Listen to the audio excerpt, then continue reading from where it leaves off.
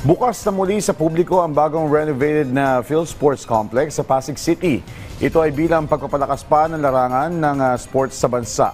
Mismong sina Pangulong Ferdinand R. Marcos Jr. at First Lady Liza Araneta Marcos ang nanguna sa reopening nito. Nagbabalik si Kenneth Pasyente sa detalye. Sa layuning mapalakas pa ang mga Pilipinong manlalaro, binigyan ng bagong bihis ang PhilSports Complex sa Pasig City. Mula sa bagong gym na may state-of-the-art equipment hanggang sa fully renovated na dormitory para sa kanilang komportableng pahinga. Talaga namang malayo sa dating estado ng PhilSports Complex na niluma na ng panahon.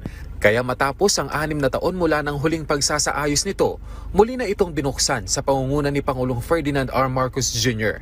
Kasama niya si First Lady Liza Marcos at Presidential Son at Sports Ambassador Vinnie Marcos.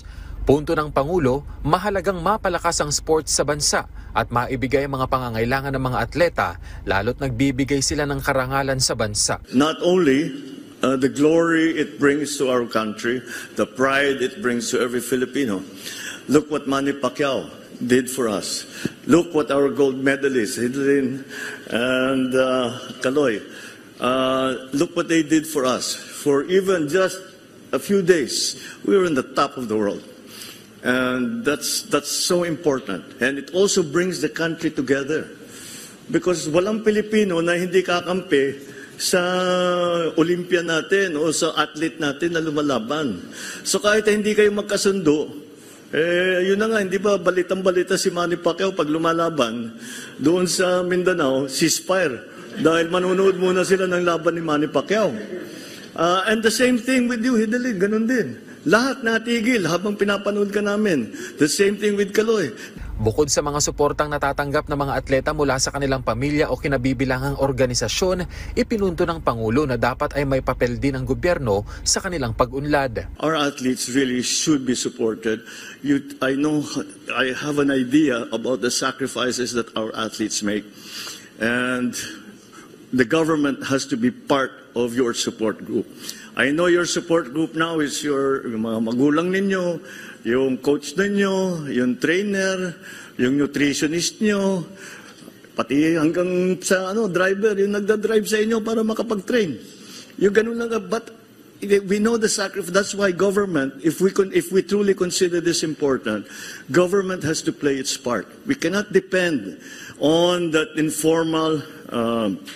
the informal support group that most athletes get. Binigyang diin din niya ang kahalagahan ng palakasan sa pagbuo ng disiplina sa mga kabataan. Kaya giit niya na dapat maibalik ito sa mga eskwelahan sa tulong ng DepEd. Pangako pa ng Pangulo, laging nakaagapay ang pamahalaan sa bawat atletang Pilipino. We are here, the government is here. We are working to make sure that you have all that you need para maging maganda naman, maging matagumpay ang inyong maging competition kahit saan man kayo pumunta. Para kay Olympic gold medalist Hidlin Diaz, napakalaking bagay ng ginawang pagbabago ng pamahalaan sa PhilSports Complex. Nakapagpapataas niya ito ng moral ng mga atleta. So ito yung mga kailangan talaga namin mga atleta, and we're thankful the government helps us to, and our president, PBBM, help us to build this, saka si First Lady.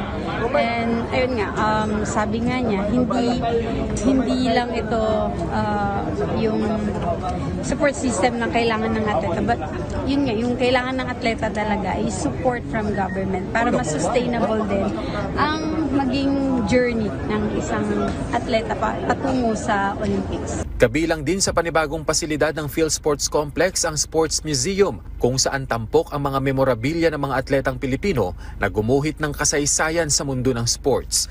Ang proyekto ay bahagi ng mandato ng Philippine Sports Commission na magtatag, mag-develop at magpanatili ng mga kumpletong sports facilities at centers sa stratehikong lokasyon sa bansa upang palawakin ang sports development sa Pilipinas at itaguyod ang malusog na pamayanan at sports tourism. Kenneth Pasyente para sa Pambansang TV sa Bagong Pilipinas.